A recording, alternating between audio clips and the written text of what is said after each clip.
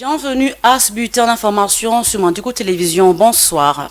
Ouvrons cette actualité par la situation sécuritaire à l'est du pays, dont le bilan de l'attaque à la bombe à Kassindi est donc revu à la hausse. Le nombre de morts passe de 10 à 14 avec 69 blessés. Une annonce faite par le capitaine Anthony Maluchaï, porte-parole des opérations Sokola 1. Cet officier de l'armée souligne que les enquêtes se poursuivent pour attraper les auteurs de cet attentat. Il signale par ailleurs qu'un kamikaze a donc été détecté parmi les blessés. Je vous prie à présent de suivre l'extrait choisi pour vous par Viningali Junior. L'explosion d'une bombe dans la cité frontalière de Kassindi. Tous les services militaires, tout comme civils, sont mobilisés pour savoir plus sur non seulement l'origine, mais aussi les responsables de cette situation macabre qui a endeuillé notre population. Les services militaires, tout comme civils, sont sur les traces de certaines personnes jugées suspectes pour en savoir plus.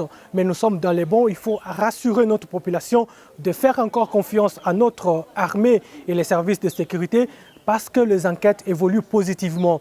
Il y a des suspects qui ont été déjà interpellés et du côté bilan, il y a l'alourdissement du bilan. Nous avons aujourd'hui perdu 14 de nos compatriotes, c'est les bilans actualisés. Et aussi du côté des blessés, nous avons enregistré 63 blessés. C'est ça le bilan que nous détenons pour le moment. Nous demandons à notre population d'éviter les attroupements inutiles et suivre les mesures sécuritaires données par nos services de sécurité. C'est pourquoi le gouverneur de province, lieutenant-général Ndimakoba Constant, est arrivé aujourd'hui pour non seulement s'enquérir de la situation des victimes, mais aussi donner sa contribution financière tant morale aux familles victimes de cette situation macabre. Ensemble et réunis, nous serons plus forts. C'est pourquoi nous demandons à notre population à continuer à nous faire confiance et à être derrière les forces armées de la République démocratique du Congo en dénonçant les suspects qui continuent encore à errer dans notre cité. Nous demandons également à notre population de ne pas croire que la menace est terminée. La menace persiste. Pourquoi? Parce que nous sommes dans une zone où nous faisons face à une guerre menée et entretenue par des mouvements terroristes. Un terroriste vivant constitue encore une menace. Ensemble, nous serons très forts. Restons toujours à Kassindi où les élus du Nord Kivu haussent le ton au cours d'une déclaration lue au sortir des échanges avec le Premier ministre le mercredi du janvier dernier par son président, le député Mwanda Singoma. Le caucus des députés du Nord Kivu demande au chef du gouvernement de pouvoir renforcer les mesures sécuritaires aux frontières pour barrer la route aux terroristes qui sèment la désolation dans la population. Suivez. Profondément consternés par cet énième acte terroriste, nous sommes à vos côtés dans ce désastre. Toutes nos condoléances aux familles éplorées et notre compassion aux différentes victimes. Nous partageons cette douleur et toutes nos pensées vous accompagnent pour vous aider à trouver au fond de vous la force de surmonter ce moment tragique. Nous vous encourageons pour votre résistance et votre lutte contre l'asservissement et la capitulation entre les mains de l'envahisseur qui tient à prendre nos terres, qui viole, tue et pille nos biens comme moyen de pression pour nous contraindre d'adhérer dans son schéma de la balkanisation de notre pays. Nous demandons au gouvernement de mettre tout en œuvre pour assister les victimes ainsi que le personnel soignant, traquer les terroristes et déférer devant la justice tous les auteurs de ces actes qui heurtent la morale de l'humanité. Pendant cette période où notre pays est menacé dans son intégrité territoriale, nous appelons notre peuple à plus d'unité et de cohésion nationale. Au jour J+2, prévu pour le retrait des M23 des zones occupées, rien n'a été fait non plus.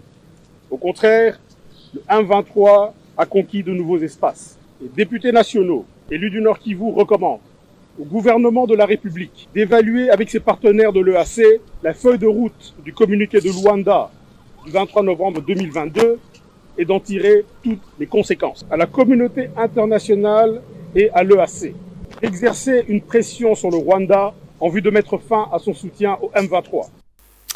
Autre chose, à présent, les débuts des travaux de réhabilitation de la Fikine, c'est pour très bientôt. L'entreprise turque Milvest, chargée de réaliser cette réhabilitation de la foire internationale de Kinshasa, a donc promis de démarrer les travaux le mois prochain. C'est au cours d'une visite sur le site effectuée par les responsables de cette entreprise que l'information a donc été livrée. Images et commentaires. En promettant de démarrer les travaux très prochainement avec la visite sur le site effectuée le mercredi 18 janvier par les responsables de cette entreprise, dont le patron, M. Turan Mildon, en compagnie du directeur général de la Fikine Didier Kapambele, son adjoint Serge Kouvoukinina et le président du conseil d'administration Kennedy Katassi, il s'agit en fait de la reconnaissance de toute l'importance que porte l'ensemble du peuple congolais pour la Fikine, foire internationale de Kinshasa. Le patron de Milvest reste d'avis que la Fikine, qui est restée longtemps dans les oubliettes, va revêtir sa plus belle robe, aussi parce qu'avec la présence de nouveaux membres du conseil d'administration et ceux de la direction générale récemment nommés, ainsi que le soutien du président de la République Félix Tshisekedi.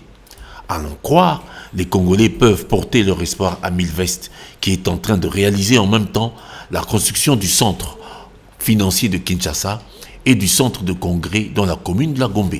Les mandataires de la Fikine espèrent sincèrement que leur établissement rayonne pour redorer l'économie nationale. Dans le projet de réhabilitation de la Fikine, il y a un centre d'exposition, un parc d'attractions, un centre de conférences, un centre commercial et un hôtel, également une arène multifonctionnelle de 20 000 places assises qui comprendra un centre d'exposition de près de 21 000 mètres carrés. Le centre d'exposition prendra 8% de la superficie totale de la Fikine. Le parc d'attractions sera érigé sur un espace de 15 à 16% de la superficie, en dehors d'autres installations, notamment l'hôtel, la salle de banquet et la salle de congrès susceptibles d'accueillir des conférences et des séminaires internationaux. Les travaux se dérouleront dans un timing d'environ 14 mois. Enfin, la Fikine est un établissement public ayant pour objet, entre autres, l'organisation des foires provinciales, nationales et internationales. Elle a été victime de pillages en 1991 et 1993, sous la Deuxième République. Elle est restée dans un état de délabrement total depuis lors et tourne au ralenti.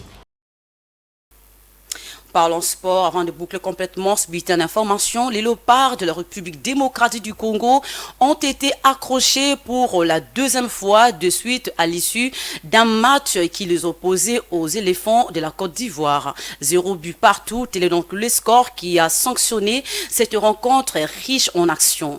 À ce stade, plusieurs questions dont les chefs des Congolais, faut-il alors parler de l'impréparation ou le manque de talent? Voilà, tentative de réponse avec Guilain Boba Ekofo, envoyé spécialement du côté télévision en Algérie. Suivez. Mesdames, Messieurs, salut. Nous nous retrouvons ici à Annaba en Algérie où les léopards de la République démocratique du Congo sont logés dans le groupe B accompagné de l'Ouganda, du Sénégal et de la Côte d'Ivoire. Vous le savez, ce mercredi 18 janvier, c'était déjà la deuxième sortie des léopards, la deuxième journée donc de cette 7e édition du CHAN. Malheureusement, les léopards de la République démocratique du Congo ne sont pas parvenus à gagner ce match, ne sont pas non plus parvenus à marquer un seul but depuis le début de cette compétition, ce qui fait que beaucoup de questions se posent. Qu'est-ce qui se passe au juste? Quel est le vrai problème? Nombreux sont ceux qui pensent que le problème c'est le sélectionneur qui n'arrive pas à bien faire usage de ses joueurs, et d'autres pensent carrément qu'on n'a pas de talent. Il n'y a plus de talent en République démocratique du Congo, à l'instar de l'époque de Trésor Mputu, de Meshak Elia et des autres.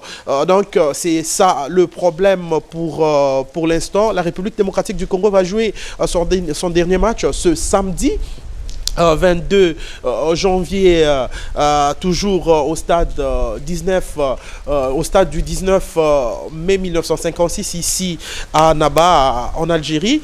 Mais quel sera le prochain visage des léopards de la République démocratique du Congo? C'est le questionnement dans les têtes de plusieurs férus du ballon rond. Nombreux sont ceux qui pensent également qu'il faudra que Otis Ngoma puisse changer de système. Pourquoi pas procéder avec un système à 3 défenseurs avec 2 pistons et puis 3 milieux de terrain et puis avec 2 attaquants à la pointe, notamment Jean-Marc Makoussou associé à un autre attaquant de pointe. C'est ça la question qui est en train de se poser actuellement. Mais du côté des Léopards, je pense qu'il n'y a pas grand chose à dire, sauf il y a eu quelques petits soucis de santé avec Kevin Mundeko, qui avait le défenseur du tout-puissant Mazembe, qui avait fait de la fièvre. Il y a aussi Merveille qui casse le milieu de terrain de l'ASV Club, qui a eu un problème avec ses dents. Il a eu quelques douleurs avec ses dents, mais selon les dernières informations venues de l'infirmerie des Léopards, on nous dit que les joueurs sont en voie d'être guéris.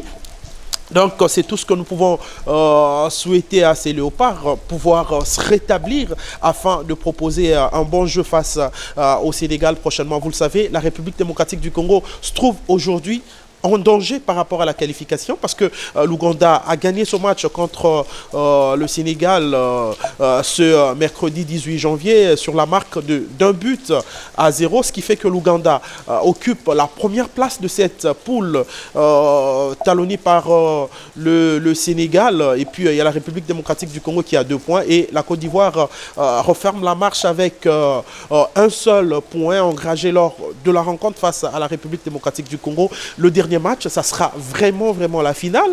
L'équipe qui gagnera entre les 4 équipes, ce sont les 2 qui gagneront qui vont pouvoir se retrouver au niveau du quart de finale. Mais aujourd'hui, l'enjeu, c'est de pouvoir prendre la première place pour éviter l'Algérie, qui est le pays organisateur et qui est tout feu, tout flamme. L'Algérie, c'est tout le monde qui ne voudrait pas la rencontrer, et c'est ce que Otis Ngoma devra faire avec ces Léopards. Mais du côté des Congolais, on souhaite que la Côte d'Ivoire puisse battre l'Ouganda pour espérer que la RDC batte les Sénégal. Cela pourra permettre à la RDC d'être première de sa poule et espérer jouer le quart de finale ici à Annaba au lieu de se déplacer, et pour cela éviter l'Algérie. Voilà ce qu'on peut vous dire par rapport aux Léopards de la République démocratique du Congo, par rapport à l'actualité des fauves congolais ici présents à Annaba. Depuis Annaba en Algérie, Guilain Boba pour Mondico Télévision.